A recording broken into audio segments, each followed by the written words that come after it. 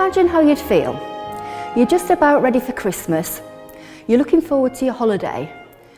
And then on the 21st of December, you hear a rumour that Father Christmas has been arrested and slung in prison. Does that mean Christmas is cancelled? Funnily enough, I'm not talking about the plot of the 2014 Christmas film, Get Santa, but about the plot of a pamphlet published at Christmas time, 1645. Yes, and as this gallery at the National Civil War Centre demonstrates, fake news was rife in the 1640s. This tale about how Father Christmas was imprisoned is just one example of a tale with no basis in fact that was picked up by the press. The phrase fake news didn't exist back then, but even so, as we can see from the cover of our publication, it claims to have been published by a Sicily plum porridge and printed by a Simon mince pie. So clearly, whoever was behind this mischievous publication was keen to remain anonymous.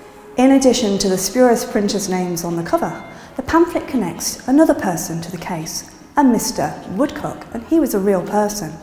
A clergyman from Oxford who'd had his possessions confiscated by Parliament a few years earlier after he refused to adhere to their religious reforms. Parliament's approach to religion, in this case doing away with Catholic rituals, meant Christmas was discontinued. It was deemed unbiblical, having no warrant in the Word of God. The pamphlet picks up the story when a lady of Mr. Woodcock's acquaintance goes up to London to find out what has happened to Christmas. It seems that Old Christmas, as he was known, was missing in action. The lady had been sent down to London to commission the town crier to investigate the matter, and after checking that he'd be well paid, the crier agrees to look into it. Oh yea, oh yea, oh yea. Any man or woman that can give any knowledge or tell any tidings of an old, very old, grey-bearded gentleman called Christmas, who was wont to be a very familiar guest and visited all sorts of people, both poor and rich, and used to appear in glittering gold, silk, and silver in the court. He's full and fat as any dumb doctor, as big as a bull, just like Bacchus upon a tun of wine. Whosoever can tell what is become of him, or where he may be found, let them bring him back again into England, to the crier.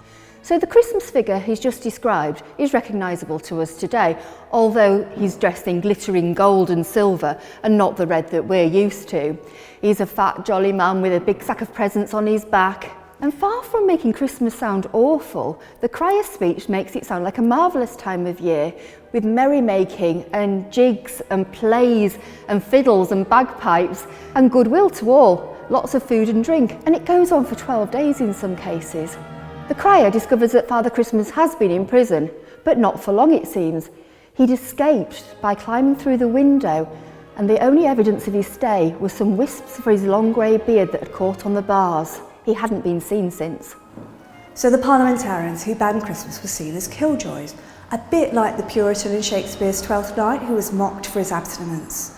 Dost thou think, because thou art virtuous, there'll be no more cakes and ale? So the Parliament was making a serious point. This pamphlet is much more satirical. It is nostalgic for simpler times, and it mocks the extreme position of the pro- and anti-Christmas factions. It ends with the lady opening her back door, which is her way of inviting Father Christmas to stay with her until things have returned to normal.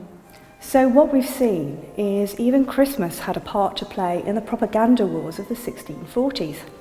On a lighter note, do you think we could get any filmmakers to be interested in making a prequel to Get Santa set 360 years earlier? Perhaps not.